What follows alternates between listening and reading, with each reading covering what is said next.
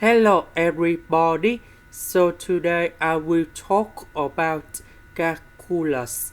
The topic today is about integration. So now I will show you how to answer.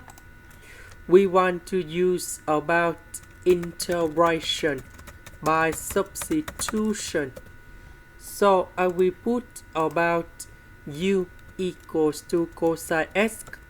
Later that, we do first derivative for the both sides, and we have du equals to negative sine x ds. Because we don't have the negative side in here, so I will put the negative go to the left.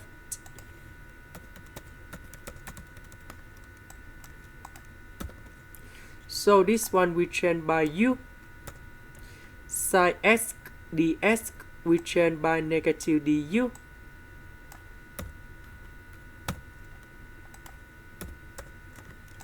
The integration of cosine u, we have sin u, and I will put about c. About u, that is about cosine x. This is the end. Thank you for watching.